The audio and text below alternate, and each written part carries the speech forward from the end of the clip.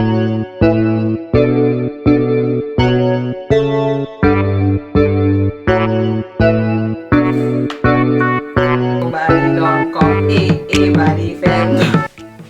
evening, my salon family them. I don't come Barrifemme kitchen don't come. Na salon and they carry una go today.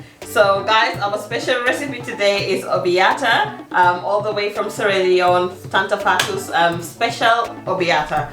Yeah, so I love it and my family, be it your way or a different way of cooking it, but this is Tanta's method and we absolutely love it. So I'm going to be sharing it today. Mwakay muy rek tay rek Barrifemme demal len Sierra-Leone genel len nak yeneen façon xéti recette yo xamné yépp amna solo ndax Barrifemme do mëna né rek ben lekka bi nga min mom ngay nekk di lekk sa su né yeneen nak bax na nga duga sax yeneen dika genel alaaji bi feneen def yeneen xéet ndax janax day bari pax.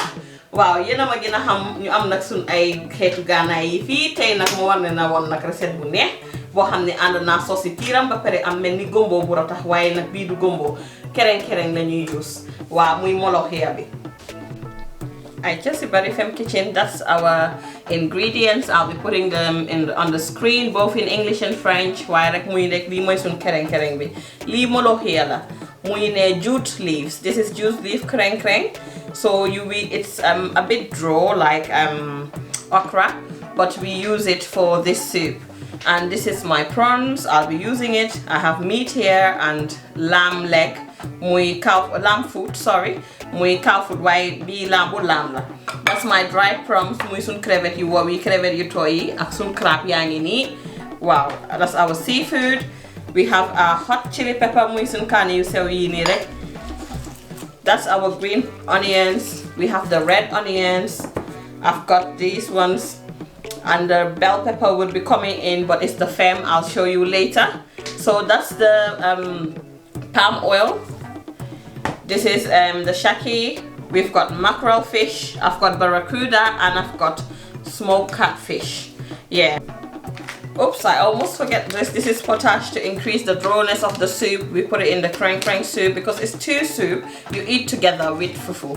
So you can eat it with rice anyway. Wow, bi muy sun lubi bi rek. Lubi bi day yokkara taxal. Potash lañ koy oyé mun nga ko gis ci benn store or Nigerian store bo len am muy lubi. Su dee ne amoo lubi rek kren-kren yi Afrique yi moom dégg na jaama bu baax ba nga xam ne soo ko nekkee nag teew tooga ko jël sa time dina ratax waaye gannaaw ñun fii nag xam ngeen ne lu nekk is frozen. Everything is rinsed now. I've just added 1.7 liters of water with my with the lamb and lamb foot. Now I'm adding the catfish. Then I'm leaving it to boil because it's gonna take time to cook well because of the lamb foot takes up quite a little bit of time. If it was the cow foot, I was gonna put it on a separate bowl and boil it there, but because it's lamb foot, it easily cooks better than the cow foot. So I'll be cooking it here. Muy sun kong film bi rek len def ni ndawal bi ak sun tanki xari. Waaw tabaski bi jeex na tanki xari ya ngeen weer sa korget ga rek roccil raxas bem set laka ko nak bem baax nga xamne karaw yi yeb genn nga jël lek def sa bi lan ci biir Barrifemme kitchen ñu depa nonu tek mu dégaagum jaama fofu ñu séti leneen. Right guys, I forgot to put my chaii, which is cow belly. Li biiru xar la rek nga jël lek def ko ci momit nonu mu bax fofu. Jëlaat depa.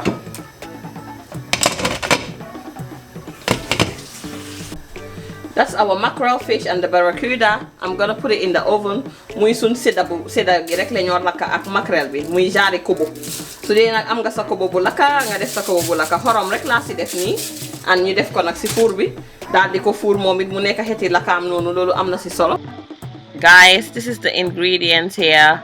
So this is the ingredients we use. Make sure you use a lot of onions. Like I use 4. I've actually added more to the ones I've shown here. So I'll use 4. Muy liñong bi rek liñong bi war na sakan ndax moy tax mu nekk sauce ñu bari diko fox ci diwtir.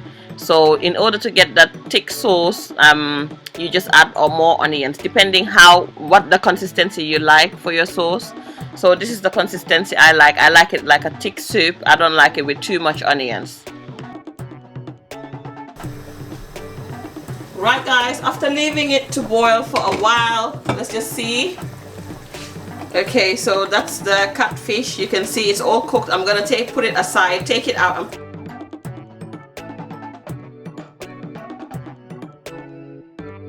We haven't added the palm oil yet. After removing the catfish, we're going to add the onions and peppers we blended earlier on.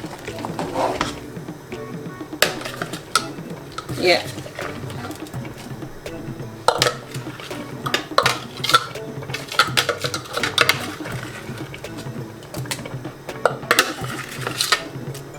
If you're from Freetown, feel free to comment and share your own way of cooking it.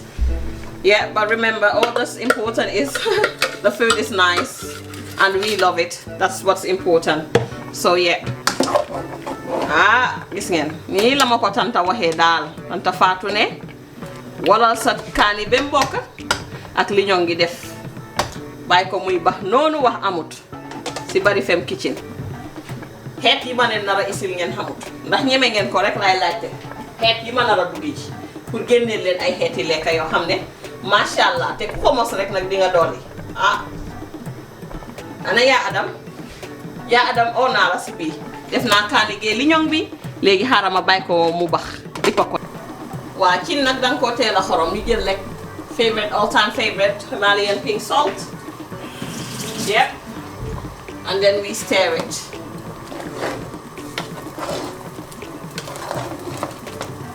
But before you put the make sure the lamb is half cooked, almost there. Yeah, make sure it's cooked, because once you put the onion, you can't be adding a lot of water to cook the lamb. So ngeen bàyyi xel si loolu ne ndawal bi dem na bay bëgg a ñor nga xam ne soo see def ak sa eeli xar yëpp nga gis ne boo see def ñoŋ bi muy nokkos bi nii du loo pour yekka di si yokka noonu ndax lii dafa war a ñeer warut a bari ndox lii dafa ñeer. Okay, I'm just gonna add my dried prawns because it's very dry, so I want to soften it.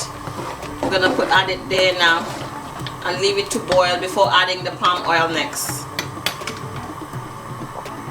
Make sure this broth is well flavored and nice, all spicy. It depends on you. If you don't like spice, don't add a lot of spice. If you like spice, you can add a lot of spice. You know that I love spice. Okay guys, so we're going to add the palm oil now.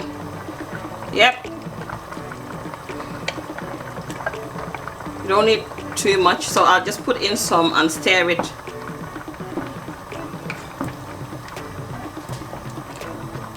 Yeah.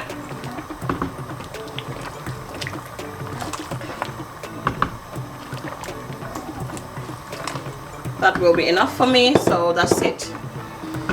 That's about I'll say almost 10 tablespoons of palm oil, but if you put it in the stew, you'll know if it's enough or not, because you can see I'm stirring it now.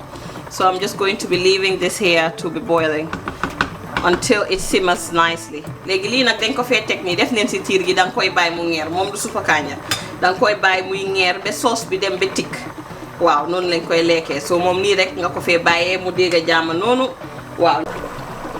Voila, you can see it's boiling. I've just put some Scotch bonnet pepper because we like to put it in our food. In case people don't like a lot of spice, you can just put it there so people that like a lot of spice can eat it with the food. So yeah. Muy kaani gu di jage rek ma tumal ko si rek bona ko nonu tuuti rek muy wàccee guyam nonu si biir fii. Mu ngeen ne damay toppa da ngeen may ba ma may puus toppa bem sis. Moving on to the Kren-Kren soup. I've just added a little bit of water, so I'm gonna add our Kren-Kren. So I've got some Kren-Kren leaves. I've just mixed it with a bit of Molokhia because I haven't got a lot from the African store. So yeah, make sure the water is not too much because remember it's just leaves, and because it's a bit frozen, it's gonna have its own water. So yeah, just mix it. Yeah, you dab it like this, keep dabbing it to make sure you increase the drawness of it. You can see how draw it is. Yeah, it's not okra. Muy sun Kren-Kren gi rek muy xobi Kren-Kren yi mën ngeen ko am Molokhia la tudda boo leen demee si bitiki di ngeen ko am mbaa Kren-Kren foo leen dem rek laajte ko si bitiki ñag yi di ngeen ko mën a am foofu noonu. Waaw gis ngeen nekk si nii ak moom rek nag def si ndox bu waaw bàyyi ko rek moom muy baxal boppam foofu. Right guys, that's like a little bit of the potage, which is lubi. Muy lubi bi nga xamne day rataxal. lubi gis ngeen lii ñag yi xam ngeen ko bu baax foo dem rek seen bitik yi potage lañ koy ooyee si packet bi la nekk. I'll just give you a look. Okay guys, I've put the lubi there. Just make sure you shake it right. So because it was a bit frozen, I wanted to see if the water will be enough. So as it is, I'm gonna add a little bit of water. Right, voila. Okay, so I've added water. You can see just a decent amount of water because just gonna add a bit of salt. Well, sel bi ñu def suñu sel bu yem. Waaw gis ngeen daal di ko yëngal la gis nga buy bax nag day xala fuur ni nga xamee ne ñor na mooy bu fuurit bi dogee bu fuurit bi stopé rek nga xam ne te gina verte nu mu gina vertee gis ngeen ni mu ritaxee oleel li waaw léegi nag danga koo bàyyi rek muy bax nag foofu dégg nga jaama wax amul dara xewut ñu bàyyi ko nii rek muy bax moom. Okay, we've left this to boil for a while now. You can see it's thickening a bit, so we don't want it too dry. We're going to add the smoked fish there, which is the smoked mackerel. Then we stir it.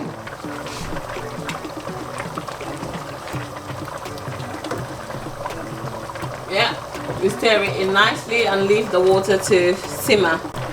Whilst it's simmering, guys, I like to add this stock seasoning here, which is the it's a shrimp seasoning, so you can add the Maggi shrimp seasoning or this is Dolly shrimp seasoning. It depends on you really. You add it to give it a taste. For the Kren-Kren soup, yeah, we add this Dolly seasoning there. Just bring it to taste. Add it by adding salt or stock seasoning of your choice. Muy rek di jël Dolly crevette bu wow bi nii rek def ko ci mbaa su la neexee nga def si Maggi crevette des na si yow daal xorom boo xam ne am na yu crevette yooyu neex neen lool si lii moom laa ci def nii rek ñu ko yëngal nanka balaa Kren-Kren bi di dog bàyyi ko mu ngeer ñu fay loolu dégg jaama pare na. So we're just going to leave it to simmer for a bit, then I'm going to turn it off because that means that it's finished now. So we move on to the red one, which is over here. You can see it's boiling nicely. Muy ngeeragum rek ñuy xaar mu ngeer tuuti gis ngeen ndox bi wàññeeku na bu baax a baax fi mu ne ñu daal nag si def suñ crevette yi muy suñ sipa I'm adding prawns.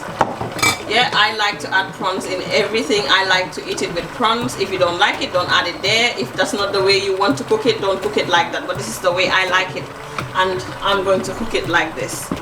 So yeah. Wow, gis ngeen ñu def nii rek suñ crevette yi bàyyi ko muy baxagum ak crab bi.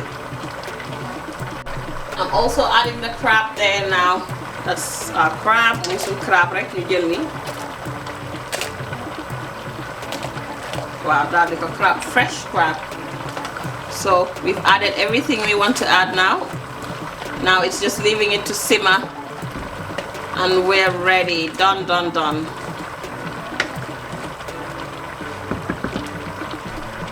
Oh la la, look at this, so beautiful as well. I'll give you a better zoom. Gis ngeen suñ fruits de mer yi leen def rek noonu.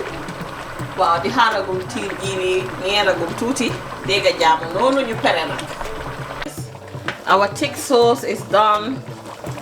You can see gis ngeen ñeex bi xal naa thick tuuti ñu daal nag di def suñ jën yi daal di ko fay jën yi moom ñor na ba pare. So we just added the catfish in it and just